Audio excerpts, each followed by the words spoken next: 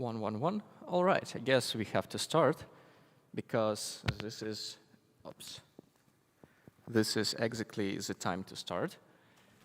And welcome. Hi, everyone. And first of all, thank you for coming. This is not trivial talk.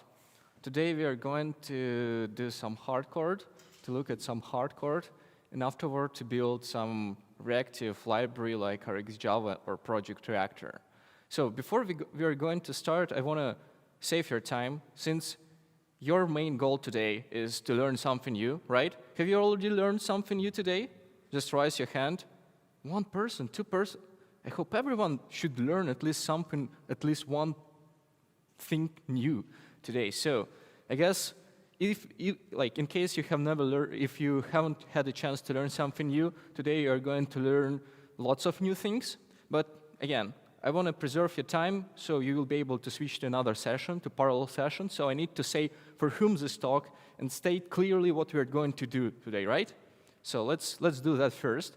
This talk is for all people who are reactive adopters or want to start Bane 1. So how many of you are doing reactive programming today using RxJava or Project Reactor? Just a few hands. Who want to do that? Oh, yeah, that's great, everyone. So this talk is exactly for you, because at some point in time you decided to start debugging all these reactive streams, right? Because this is production, you can get a bug or issue in production, so you would have to start debugging things. And today we are going to look inside the library, so you will be able to understand where to put your breakpoint afterwards. Does it make sense? Yeah. So you will be able to step by step debug everything, because you will be able to you will learn how it works. And the most important part, the internals is not the trivial of reactive libraries. So we are not going to look at the plain API. We are going to look at the internals. So you'll be able to learn what patterns are used under the hood and what concurrency practices are hidden inside it. Because there is lots of concurrency patterns in order to make everything non-blocking and asynchronous. So we are going to look at them. And afterwards, you'll be able to understand why it's so hard and unclear inside of the library. And finally, as it was for me, for example, at some point in time when I was CTO at some startup, we had to replace some operators, because we knew how specific part of our flow works. So we knew what particular guarantees do we have in that flow. Oh, thank you. Yeah. Yeah, 3-hour session, so I had to have some coffee with me in order to not sleep. And at some point in time, we required to customize some particular part of the library or operators in order to make it much more faster. Because we know that there is no concurrency in there, so we have to just supply from one stream without any back pressure control, etc., and so forth and so on, as you will see. So if there is some need from you to cover this topic, to understand those topics, this is the right place, and I will be explaining all these internal things. All right? Are they good? Are we ready to go? Great. So let me introduce myself. My name is Oleh. I'm from Ukraine, from Kiev, so it's pretty close from here. I'm committed to Project Reactor, so I did a few of operators to Project Reactor. I fixed a few bugs there. Also, I've worked for Netify, and at Netify we are doing RSocket. So if you have never heard about RSocket, I'm welcoming you to visit tomorrow topic, which is multiplayer Pacman with RSocket. This is also reactive streams, but over the network. So I saw reactive streams from every side, like network communication as part of the library, so I knew everything about reactive streams. And if you want to visit Kyiv at some point in time, so I'm welcoming you to visit Devoxx Ukraine. This is a great conference to learn something amazing as here, but in Kyiv in Ukraine. So yeah, let's start. Yeah, of course, yeah, forgot. Every time I forgot about the slides. I wrote a book about reactive programming and reactive streams in Spring, so if you're curious, just let me know, and I will share some PDFs with you for free. So yeah, it's up to you. Our today's agenda. First of all, we are going to start with reactive streams, and we are going to understand what is that, why it was invented, and what is hidden inside this specification. Then we are going to build the most complex part of reactive streams, which is publisher. So we will start with implementing the publisher from the beginning to the very end. It will be one publisher, but that would be enough to understand why it's hardcore. And afterwards, we're going to build a Reactive library, because once we understood how to build your own publisher, it will be just really simple task to build the rest of the library, believe me. OK, so how many of you heard about Reactive Streams today, or by today? Almost everyone. In general, for those who haven't heard about Reactive Streams, this is a specification, a particular document, which states that in order to standardize all reactive libraries, all kind of reactive streams, we have to introduce a few interfaces. Thank you. He is amazing. And there was introduced a few interfaces, like 3 main interfaces, like publisher, subscriber, and subscription, and 1 additional, which is combination of subscriber and publisher. And the final things, the most important, as for me, as from my point of view, is back pressure support or flow control. How many of you heard about flow control or knew what back pressure is? OK, a few hands. So I need to explain to the rest of the audience why back pressure is really important, right? Does it make sense? I need 1 volunteer from the audience. Who want to support me in this demonstration? This is really a simple demonstration. Don't be shy. You would have to throw balls into me. So who wants to throw balls into me? OK, thank you. So it will be a really simple game. Just take all these balls. And now, just imagine what we are doing in normal network communication, like what we're doing when we write some client-server communication. We create clients which sends requests as fast as possible, right? Yeah, that's what we are doing from client to server communication. So now we are going to simulate client-server communication in the normal HTTP way, for example. So what does it mean? Once I start it up, I say, I'm ready, right? And the client should start sending balls as fast as possible. Yeah, as fast as possible, just throw it. But I have only a limited capacity, right? And every server in the world has limited capacity. Stay with me, so don't be too far from here. And that's why once the client starts sending too many requests to the servers start being unresponsive, right? So it starts dropping some messages, and for some cases, it's absolutely unacceptable. Just imagine that you are sending bank transactions. It's impossible to lose 1. So you have to preserve every. And of course, you will start inventing such things like circuit breaker. You will start doing retrievement of the delivering of the request. You will start implementing timeouts, and you will start creating too many things, which will just complicate your simple application that just have to deliver a message. So what we can do, since we know that, for example, I have only a limited capacity of 2 hands, which can handle only 4 balls at the same time, in good case, right? What should I kind of implement any different semantics instead of saying from server to client how many kind of requests I'm ready to handle? So since I know my capacity, why I just don't say to my producer how many I want to handle? Just imagine the same semantic. Once I started, I'm saying I'm ready. But now, in order to make some flow control, to specify to publisher how many of messages I'm ready to handle at this point in time, because anything could happen. For example, someone could call me, and 1 hand just went out because I'm just looking at my phone. So everything could happen, and instead of to preserve the stability, I would rather say how many I'm ready to handle at this point in time, and if something went wrong, I will just stop saying how many I'm ready, so publisher will stop saying that, right? Does it make sense? So now just see, I'm ready to handle 3 balls. So just send with the same speed 3 balls, and that's good. I asked 3 balls, now I'm ready. Just imagine that everything is asynchronous, and I can't put my balls at the same time while I'm handling. So I handled 3 of them, and I'm ready to handle another 3. Please, throw it to me.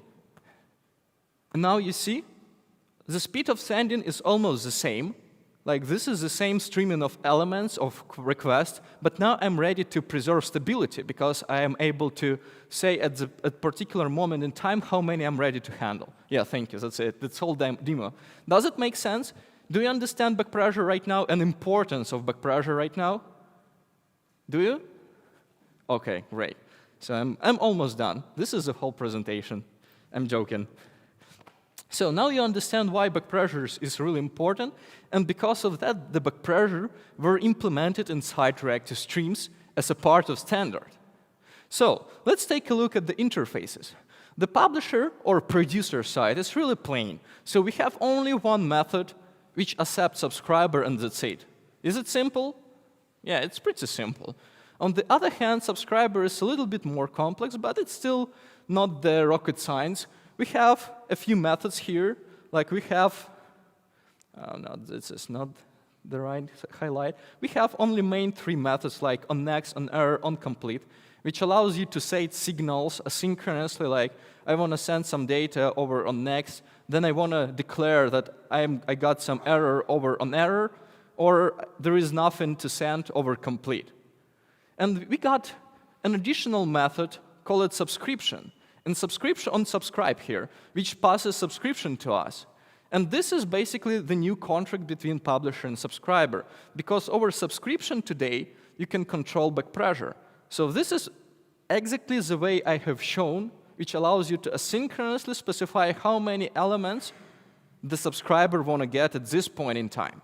Does it make sense? Great. So this is really simple.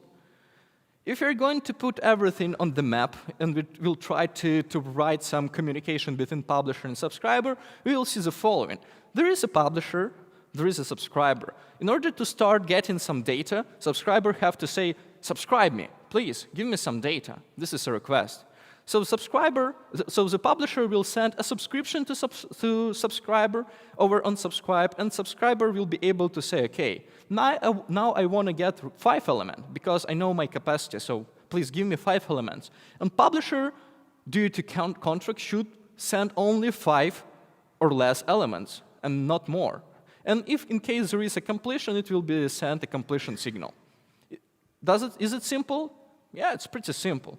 So let's try to implement our own publisher, since we know that there is only one method, so it should be just a lambda in some cases, or one anonymous class.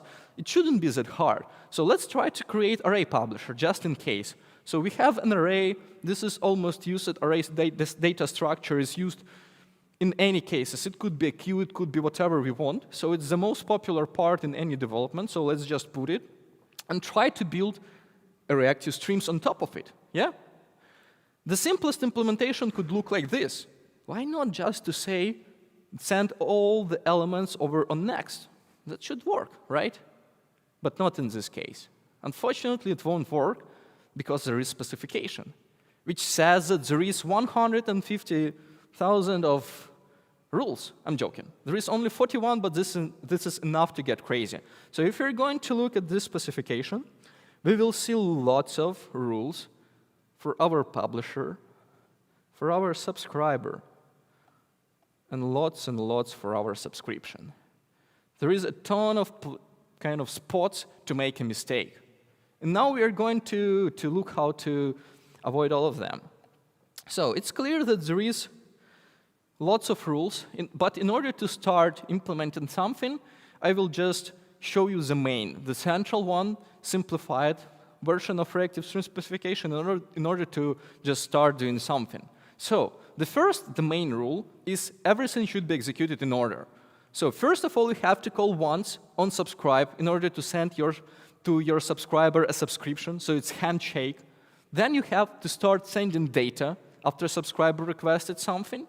So it could be 0 data in case you don't have anything. Just imagine an empty streams, the publisher from empty stream. Or you can send infinitive stream of data because you can just get more and more elements into your array over the time. And finally, once you get the end of the stream, so this is a terminal signals like onError, onComplete, and they should appear once. So we have to get only onError once or only onComplete, and not both at the same time. It's unacceptable. Is it clear so far? Simple rule, right? Then, the rule related to back pressure. So if the subscriber requested 5 elements, we have to send 5 onNext, and not more. We can send less, but not more. Then, this is a rule from Yegor Bugayenko. For if you don't know him, this is a guy who cares about nullability. So he says that nullability is unacceptable in any cases. And I guess he put his hand on Reactive Streams Specification. It could be not true, but I just assume because Reactive Streams Specification prohibits null. So it's unacceptable to send null over on next. Why it's important? Just imagine that you process the stream of data. So you process normal elements over your next and next and next, and at some point in time you get null. What are your actions? Throw exception, return null, map null to something else. Is it okay to map null to something else? I don't think so. This is a point of question. What we have to do with null? Because if we return null, someone else should take care of this null. And it can cause some unacceptable exceptions, so this is a big problem. And it's rather acceptable to avoid it at all, prohibit it, rather than allows everyone to process nulls. Does it make sense? All right, so null is prohibited in reactive streams, and this is a good reason for that. Then, there is some corner cases. Just imagine that we requested one element, we received one element, we requested one element, we received one element, we requested one element, we received one element. We have to take care that in case of synchronous invocation of request and next, we won't get out of stack limit.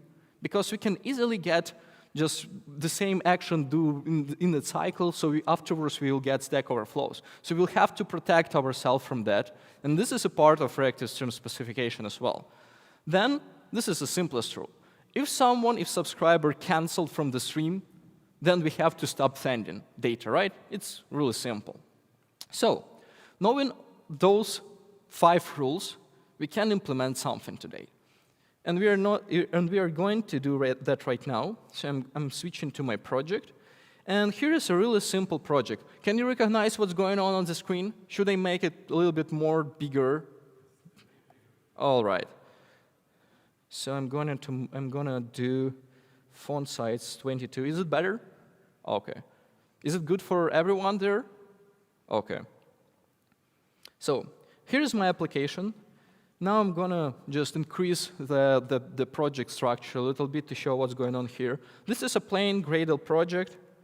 We have our one main publisher with which we are going to play.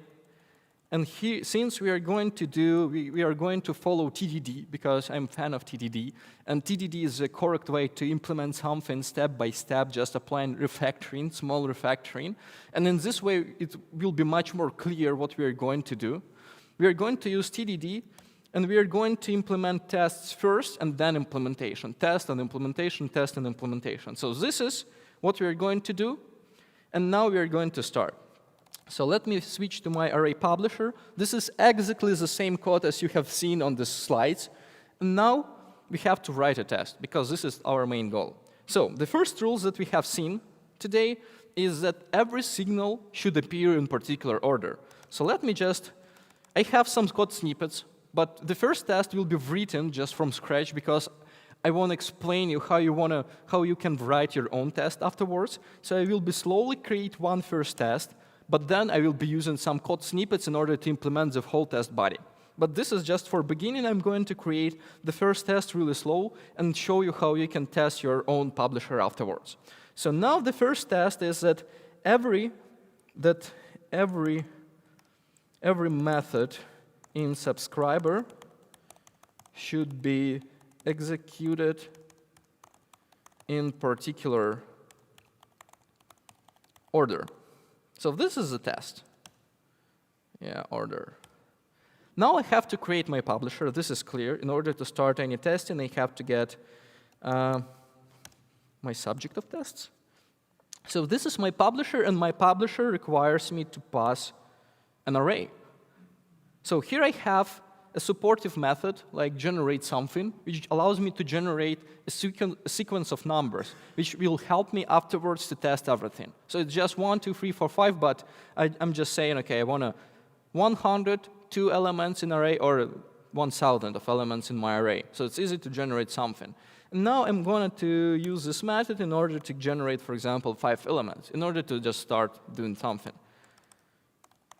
Yeah, one more points to emphasize. If you got any questions, if you want to clarify something, just let me know, and I will explain it. Don't be shy, don't hesitate to ask me, so I will be able to double explain it afterwards. So I'm creating my array publisher. This is simplest part. And now I have to start doing something. So I have to subscribe in order to start verifying anything. And this is the first point in any reactive streams. I have to subscribe in order to start getting or observing my data. So I have to pass my subscriber. Here is my subscriber. And as you can see, subscriber has 4 methods in it. Unsubscribe, on next, on error, and on complete. This is really easy. And now I have to check that this guy was called first. Then it was a kind of received a few on next. And afterwards, I get on error or on complete. So in order to check that, I will create the simplest solution. I will create just array list. Why not? And I will put some longs which indicate that it was called, for example, unsubscribe, or it could be strings, so it doesn't matter. So observed signals. And now I'm going to create this simple array. And what I'm going to do next, I will be doing something like this. I will say, OK, this was called unsubscribe. Then it was called on next with some specific element, for example, like this, in order to figure out that I received every data in particular order. So let me do everything in the same style. Then I'm going to put some on error, but I don't expect in this case that I will receive on error, so I'll just put on complete observation, and that's it. So this is the simplest I can do right now in order to check only the first rule that everything should be in order. Of course, I have to say, OK, since there should be a reactive interaction with some back pressure support, I have to request some elements first, but this is fairly enough for me. Of course, since reactive streams could be asynchronous, you have to remember, in any test, the simplest way to await for completion is to create some countdown latch and say that this should be a countdown latch for one element. This is the simplest. So I'm using countdown latch. Once I received my incomplete signal, I will be ready to notify that I'm more than happy to complete my stream. So the person who is awaiting for completion should just put await method here, and this will be enough to check everything. So first of all, in order to make sure that stream has been completed, I have to make an assertion that Latch returned to me a true. So it's the first signal like that, the first sign that everything went good. And the next step, what I have to check is that the signals I observed in my collection, observed signals, contains exactly, in particular order, first unsubscribe, since this is a first signal, right? First unsubscribe, then on next. Come on. On next with, what is with 0, then with 1, 2, 3, 4, 5. Yeah, 1, 2, 3, 4. And then on complete. On complete. Does it make sense, such verification? Yeah, it's pretty simple, right? It shouldn't question in you. So let's just run the test. Come on. Let's just run. Oh, yeah. I have to note, to state that this is a test exactly. Yeah, so this is a test. I'm going to run my test, and I will see that it's failed. I expected that my stream will complete it in 1 second, because actually there is nothing to do, like just plain stream. But it wasn't happen because it's obvious. In our implementation, there is nothing related to incomplete signal, right? So the simplest implementation in order to satisfy all the requirements, of course, is to put on complete. So we can do that like this, restart the test, and we will see that there is wrong series of signals. We expected unsubscribe at the very beginning, but it wasn't happen. So we have first, of course, put subscriber unsubscribe with some subscription. And now we can restore this test. And yeah, it's passed. Really easy. So it was the first requirement that we had to implement it. We implemented it. We serially call on unsubscribe method with some subscription, then we call on next, and then we call on complete. Of course, it works, but we have much more tests. So the next test that we have to implement is, of course, related to backpressure support. This is the most important part of Reactive Streams.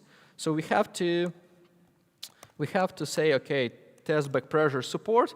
And now I magically implemented the test. Don't be afraid. I'm going to explain everything that's going on the screen. So no worries. What we have there, in order to test that my publisher supports backpressure, I did actually exactly the same. I generated an array of five elements, created my publisher, subscribed it to my stream, but then I decided to move my subscription outside. Why I did that?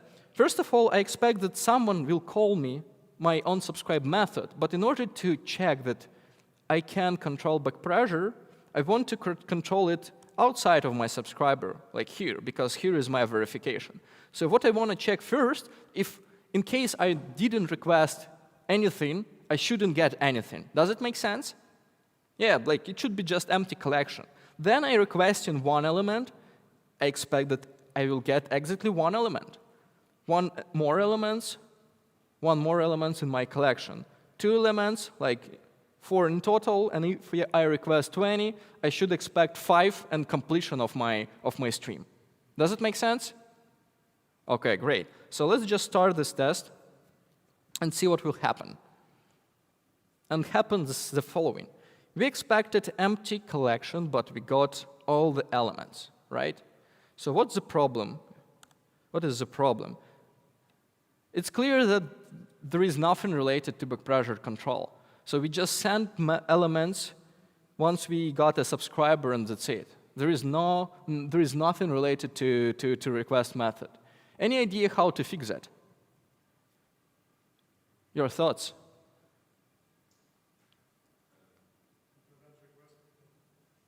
What is? Yes, implement, but how? It's clear that we have to start sending something when somebody called request method, right? So what would be the simplest refactoring?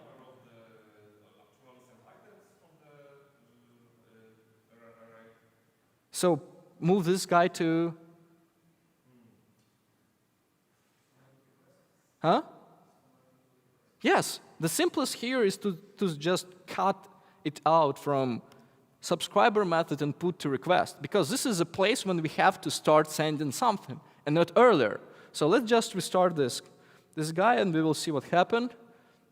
Yeah, it passed. The first test was passed, but the second failed, because once we called the request, we got some n elements, but it's not used there. So we just send all elements to our subscriber, and that's it. So how to fix it?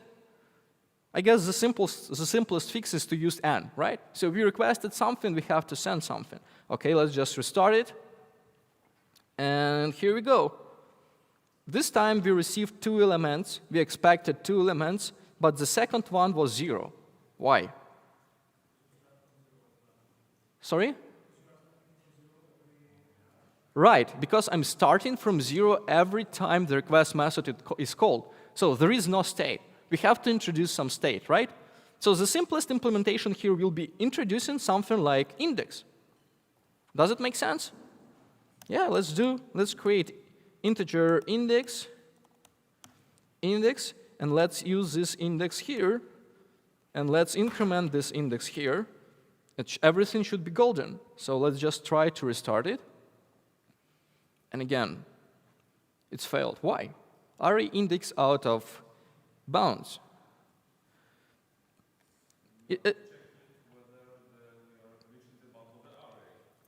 Exactly.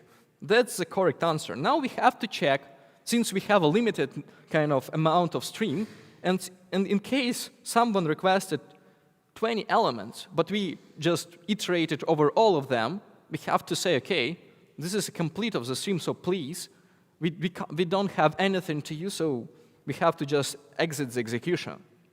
So if we're going to, we have to introduce some additional check, like that our index is less than array length. This is clear. And now we have to send our completion only when the index is equal to array size. Yeah, this is the check that we have to introduce and put here. And we have to just return here, and that's it. So now if we are going to run it, we will see that it's passed. Does it make sense?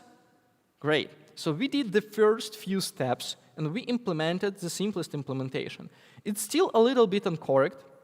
First of all, because I'm not checking here the appearance of signals. But if you're going to put some system out println here on complete happened,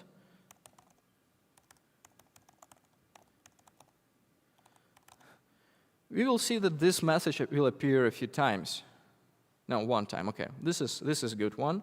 But in some cases, for example, if you're going to request a few more time, it will appear a few times, which is not good. If you wonder whether it's kind of allowed to request after completion, I will answer that no. Reactive Streams Specification says that once you got incomplete signal, it's prohibited to call any methods on subscription, because after termination, subscription is considered as canceled. Like, there is no subscription because there is no data for you, especially for you. So this is just an example, but you have to bear in mind that it's not allowed to call your subscription from incomplete or on error methods. All right, we implemented 2 tests, but we have much more. First of all, the next test is related to, yeah, question.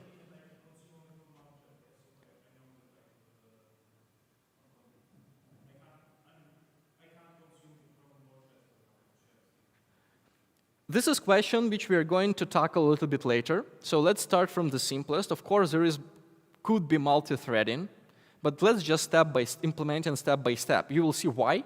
Because there is enough rules that just require to build some blueprint of your publisher, and then afterwards we will implement some multi-threading interaction. But yeah, for now we have to finish the first 5 rules. The next rule is related to null verification. So we have to make sure that test nullability, where is that? Test NPE, null pointer exception. And of course, this is test really simple. So what we are checking here, we subscribe it in the same way. We requested few elements from our stream, but this is a tricky test. Our first element in our stream is null. So what we expect from our stream, from our publisher, is that our publisher will react or send normal signal to our subscriber, because in reactive streams, everything is a signal. So we can't just throw an exception and that's it. We can't, because just imagine that your subscriber subscribed from the different thread, and now you are throwing your exception in thread A, but your subscriber is listening in thread B. So what will happen if you throw an exception in thread A? What will happen to thread B? Nothing. The answer is nothing. So we have to send proper signal to our subscriber in a proper way, in a proper channel like on error, in order to notify that something went wrong. So this is the only way to send exception in reactive streams, and no other way around. So let's just run this test and make sure that we got a proper signal notification, but not. We expected that we will get null pointer exception, but we got incomplete. So it's something we didn't expect, we don't expect. So let's try to fix it. The simplest fix here is just to say, okay, if we need to check that our array index could be nullable, if we have such requirement, so let's just put element outside of our sending, and let's just do element equal to null if there is element equal to null, we have to say in a normal way to our subscriber on error, new null pointer exception. And that's it. And afterwards, we have to return because this is a terminal signal, so we don't have to send anything else, right? So let's just restart it. And here we go. We completed another challenge. So what else? Almost the lightest part, the final part of our verification is verify that we are not shot in our legs by recursion. So this is an important rule. And let's take a look at the test. So what we have here, the same set of kind of instantiation of our elements, like the same generation of our array. And now we create an array length with the length of 1,000 of elements, but in fact it could be much higher number of elements in your stream because you don't know what kind of stream you will get. Anyways, we generate some stream, and now what we do, we receive this subscription, we put it in a field in a proper way. This is a proper way to store subscription. And then, once you received one element, you want to receive another one, because you can imagine that you have created some web server on your Arduino or on your Raspberry Pi. There is little small capacity of memory, of CPU, so you can request only for a few elements, but this is fine. So you requested another few elements. So you requested another few elements, you received a few, you requested a few, and so forth and so on. So what could go wrong? Everything should be fine with our implementation. So let's just run this test, and we will see Stack Overflow exception. And as we can see, by the way, this is a normal stack for all reactive streams. So you should expect appearance of such stack at some point in time. So afterwards, you will find out how to debug that. But yeah, we can see that Stack Overflow exception happened. And this is not good for us. So let's go to our implementation and take a look why it happened. So if you're going to follow the debugging or debugger, we will see that someone called a request with one element. Then we just took one element from our array and sent this one element. Back into our subscriber, we received this method invocation. So we put element to the collection and called request again. So we here again. And we are going in the same path. I would like to pay your attention that at the previous step, we are still on next. So let me just run this in the debug mode and show you what's going on here. Come on. Oh, yeah, I'm in publisher, so I have to run this guy.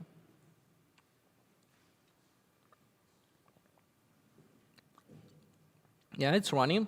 So I got the first call to my onNext from onSubscribe. Do you see that? I was called from onSubscribe. And I was called from subscribe, which was called from my test. So it's so far so good. Yeah? Clear. So we in the first loop of request. At the point to send onNext, so we are going deeper, and we are at onNext. So we step over, enter the request, and we again at request. And the state of index is still 0. This is important. We are step over, we are taking the first element again, because we didn't finish the previous one iteration, so the index is the same. And we step in over and enter in on next. And this will happen so forth and so on, so forth and so on, until the end of the stack. And this is a problem. So any idea how we can solve that? Friends, now let's go think a little bit about that. How we can solve this problem? How we can protect this method from additional entering from another stack if we are at the same stack before?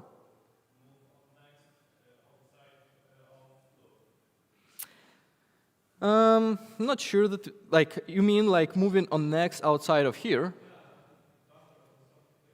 No, but how our subscriber will receive the element. So the idea that subscriber requests few more elements once it received some elements from our publisher. So the test could be absolutely different. So you can request for 5 elements because you know that capacity of the system, 100 of elements, or you have that much memory. It doesn't matter. At some point in time, you will say, okay, if my iterate, like I can have some index in my subscriber which count, for example, how many elements I received. But once I received half of them I should request for another half in order to make my stream continue.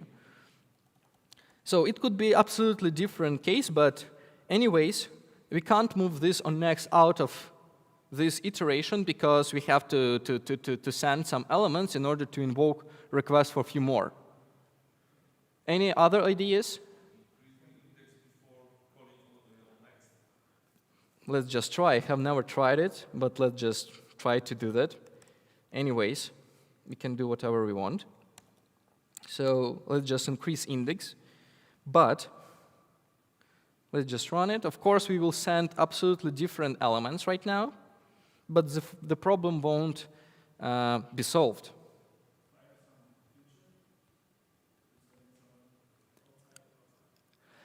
Yeah, we can do whatever we want anyways. Like the stack will be increasing, and the problem won't be solved. We can move to different thread. We will come to multi-threading back, but yeah, we can move. But the problem won't be solved anyways. The main reason because everyone, like imagine the case, you call it the request, someone received on next, then call it request. Then you schedule it another thread, which will send on next again, and you will spin up another thread. And if it happened too fast, you will create too many threads, so you will get like your memory overwhelmed in any case. So this is not the best solution. Of course, we can do whatever we want, but from my point of view, the simplest is to create some Boolean field, for example, or not Boolean, but just additional check-in. So in case, just imagine, in case we got a call, but we are already iterating, we have to just exit. We have to just say how many elements we want to get in addition, but we have to just put this number of elements and exit from iteration, right? That's what we have to do. And now, basic on these kind of assumptions that we have, once we started sending data, the other trying or attempt to enter the request method should end up with just increasing on some field and exiting from iteration. So it means that we have to create some request field or requested field, which will indicate how many elements we received by this moment in time. Does it make sense? Yeah, this will be the simplest solution. Of course, we can try to work around it by running some additional threads, but as I said, there is much more rules in specification which disallow you to do that. So the simplest way is to increment our requested to some number of elements. But now, along with that, we have to figure out that someone has already requested the first portion. Someone is already sending some elements to our subscriber, so we don't have to enter this part of the execution, but instead we have to just return. So to solve that, there is a pattern, well-known pattern in Reactive Streams, which is called work in progress. You can find it everywhere, and the idea of work in progress pattern is to allow in some field which is saying that someone is working at this point in time. And since requested indicates that someone has already requested data, and we will decrement this request field, for example, afterward, like here, or somewhere later, in order to make sure that we have sent all the elements and disallow everyone to just enter to this execution after with us. We can do that, for example, here.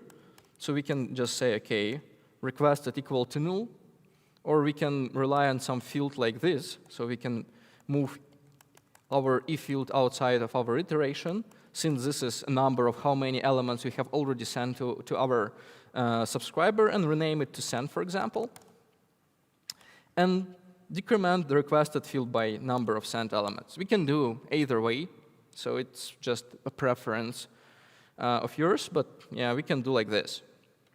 And now, what's the most important part? What we can do in order to prevent someone to enter the execution, we can create someone, call it initial requested, which will be equal to what we got before we incremented our request field. Initial requested. And now we can increment our requested field for some n elements and then do some checking. If initial requested is not equal to 0, it means that someone is already, not like this. It means that someone has already in their data sending field in for loop, so we have to just return. And if we're going to run this test, it will solve our problem at all. So let's just run it. Let me just remove, yeah, we can debug it, by the way. So this is the first entrance of the execution. So now I'm going to enter on next. Now I'm going to enter request. And as you can see, initial requested is 1. Before it was 0, now it's 1. So we just increment requested field. And since this is initial requested is not equal to 0, we have to just exit. So once we return on next method, we will be able to continue our iteration without any problems. Does it make sense? Yeah? But now we have another problem. Yeah, it's not finalized. So we got a hang test, first of all, because we have to use this requested instead of n right now. Because n is just a static field, so we have to put requested instead. And now if we're going to run the same test, we will see that it will work like a charm. So, any questions so far? Yeah? Why does the chain of requests does not cut off if we just respond to the request without doing anything? For example, how? Yeah, in line 37, you just return without doing anything. Yep. Why does this not make the chain of requests and responses cut off? No, it won't be cut off, because we have a loop of sending data from our array. So we know that once we have some specific number of requested elements, we would have to iterate until we send all of them, right? So we have number of sent element, we have number of requested element. So if we're going to request some elements from a next, this field, which indicate how many elements we have requested, we have to send, will be increased. So once we exit, once we return from this request without sending elements, we will get back to this point in time, and then we will iterate over it again, and we will send next element. That's why this is the simplest solution. We don't have to create some, just imagine that we will try to send from this point in time, or we will try to work around that. You will end up with really complex code, and this solution is the simplest one. Yeah, I'm recommending you to repeat that at home to try absolutely different ways. But yeah, for now, we will try to achieve the simplest one. Yep, does it make sense? All right, so what you have to remember here, that this part of code, you will see it everywhere, this part of code is called work in progress. So there is a field which indicates how many requests or how many attempts to enter this execution happened by this moment in time. So afterwards, you will be able to satisfy all of them, because you have the state which indicates how many were requested. Yep.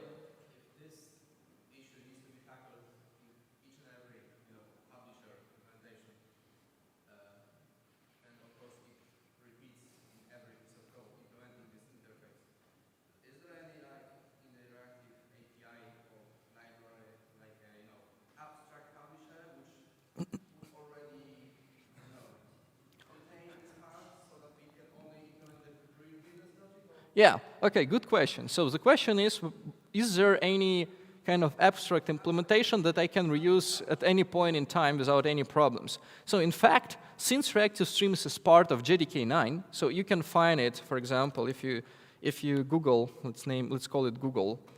Yeah, I'm using JDK 8, so if I'm going to switch to JDK, for example, 11, or like higher than 9, for example, in my case, it could be JDK 12. You will find that there is something called flow, and this is part of Java util concurrency, like concurrent package. And inside this Java util concurrent, there is all this Reactive Streams interfaces as a part of standard library. This is good sign. Like this Reactive Streams library were ported to JDK. And of course, there is one standard in JDK. So there is, it's processor. So if you're going to look for a publisher, there is one. Yeah, I'm just showing for your knowledge. Where is that? No, it's not here. It's not there. So it should be pull publisher. Yeah, submission publisher. So there is one abstract. But in advance, I don't recommend to use it because it's too slow. The implementation is really slow and kind of shitty, and it relies on some executor. So if you want to create one publisher, then another publisher, then another publisher using this submission publisher, you will get too much overhead afterwards. So you don't need it. You can try to build something on top, but it's not the correct way. In general, you don't have ever create your own publisher because there is all kind of implementation in existing libraries. Now what we are doing is we are trying to figure out why those libraries, why those internals of Project Reactor or XJava were created in the way they created, right? What patterns they try to follow in order to make them super fast. That's the main idea for now. All right, does it make sense? Yeah, let's continue. So yeah, we are almost there. We are almost there. So the final test that we have to implement right now is the test related to cancellation. So since we have to stop at some point in time our stream, what we have to test, like this is the simplest I can figure out, is that once I get a subscription and I canceled it, I should never get any elements afterwards. So what I do here, I cancel my subscription and I request. This is a tricky test. You don't have to do that at home. But in general, this is a way to test that your publisher violates the specification. And that what I expect here is that my collection will be empty. So once I assert this collection, I expect that it will be really empty, and that's it, right? And what more is more important, that all other signals shouldn't be called here. So onComplete should not appear. So what I have to add here is something like this. So I have to check that this guy will return false. So it will be false. So I will wait for a second, and then nothing should appear. This is the main idea of this test. So let me just run it. And what we will see that it will be thrown, because we will get all elements, all kind of elements, and we will get completion of the stream, because nothing prevents in our implementation against cancellation. We don't have anything that say, okay, this stream is canceled. Any idea how to fix it? Huh? Yes, of course, the simplest implementation is to say we have Boolean flag, which is called literally cancelled, which means a cancelled stream. So this flag will be turned into true once someone will call cancel method. And what we're going to do here, we will just simply try to rely on this flag and do something like that. If canceled, then just return. If canceled, please return and don't do anything else. And that's it, right? Does it make sense? Like to put these flags, of course we can put it somewhere else, we can put it here, but the effect will be the same, like it doesn't matter. So now we are going to run this guy. Oh, not this guy, but this guy. And here we go. The test is passed. Yep. So far, so good. Any questions regarding the implementation? Yeah? Any? Yeah, of course, this is kind of the first steps. But so far, we implemented only 1, 2, like how many?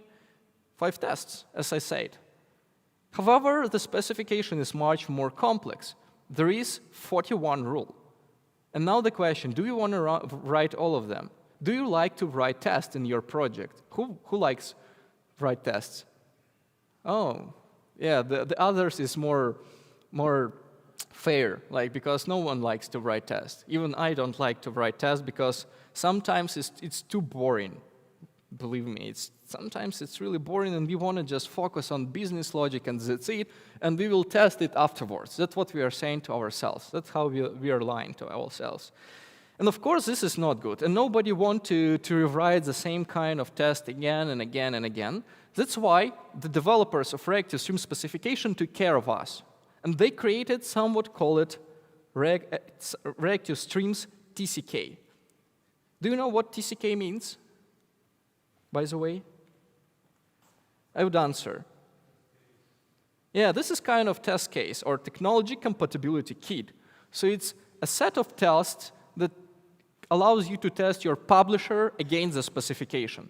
So basically what you have to do, you have to bring one dependency into your project like this. So here's my build Gradle.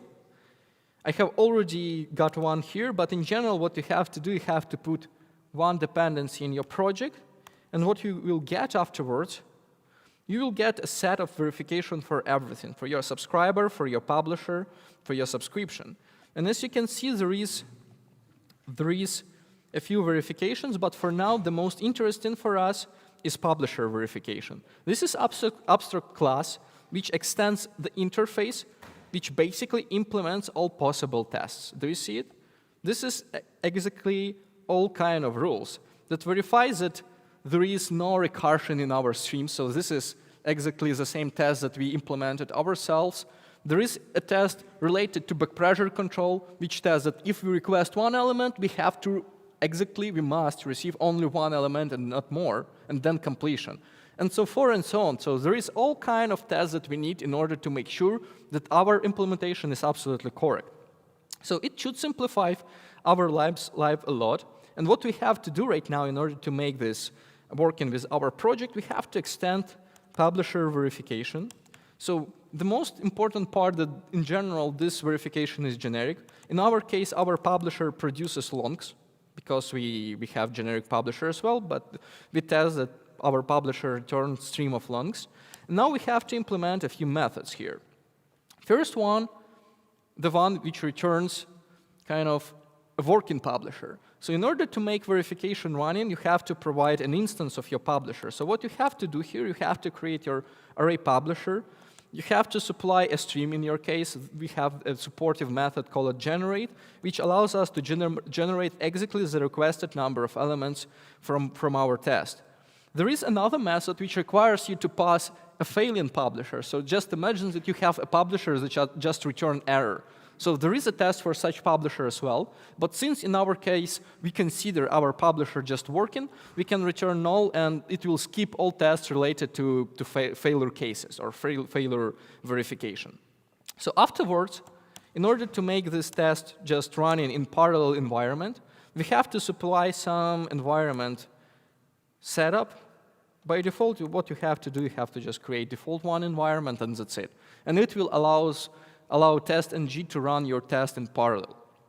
So does it make sense? Any questions so far? So now if we are going to run our test suite, we will see all this set of tests to be running. I will just increase it, enlarge it, and you will see. All these tests are almost passing for our publisher. There is a few tests that verifies that in case someone requested negative number of elements, just imagine that your publisher got crazy and said, okay, I want a minus fine elements. Does it make any sense to your publisher? Yeah, you can't just get back what you have already sent, yeah? Or you can't decrease the number of requested elements. It's illegal again, because someone expected a few more elements. So due to the specification, negative number of requests is a legal number of requests. And in case your subscriber requested negative number or 0 of elements, it means that mass that calculates number for request got in the wrong way, and your publisher got crazy. So you have to just say on error and stop sending anything and terminate your subscriber for a good time. Does it make sense? Yeah, that makes. Great. So let's just fix this part. In order to fix it, we have to add a few verifications. This verification is really simple. I will use some code snippet, and what we have to do, we have to check if the number of requested elements is less than 0, and if we are not canceled yet, we have to cancel our subscription. So we are going to cancel ourselves in order to say, okay, we are canceled. Now, why we are doing that? Because just imagine that someone requests or call your request method in a synchronous or in parallel way, and you can get 2 minus 1 requests, and you will end up with 2 on error signals, which is illegal, right? So we have to somehow prevent sending additional termination signal once we got one, we have to say, okay, we are canceled. It means that we will be able to not send incomplete here. So we will prevent sending incomplete here. And in the same way, if someone requests -1 again, we will be able to say, okay, we are already canceled, so please just get out from here. Does it make sense? Yeah, really simple. So now if you're going to rerun all of our test suite, we will see that everything is passing. Hooray! Yeah, we are good. We are at the first stage. So let's just quick sum up, and we will do some break in order to get together everything. But let's do some quick sum up. First of all, I want to ask a question to you. What's wrong on this schema?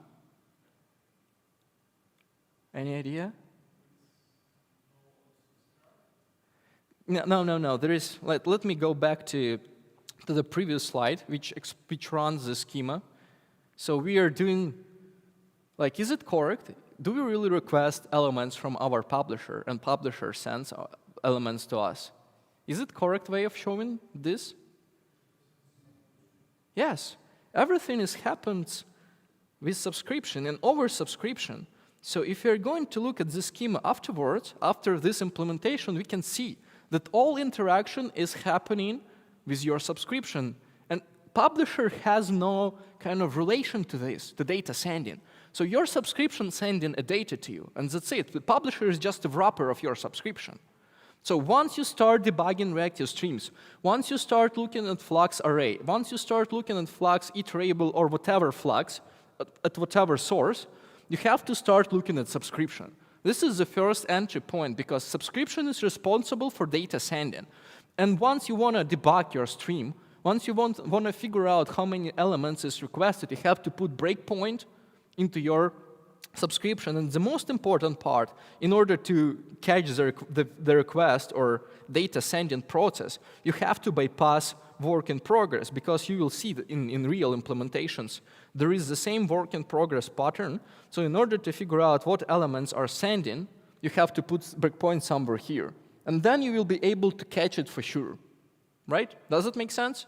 Yeah, this is the first you have to remember. All right. Next, work in progress. This is the most common pattern for reactive streams. You will see it everywhere.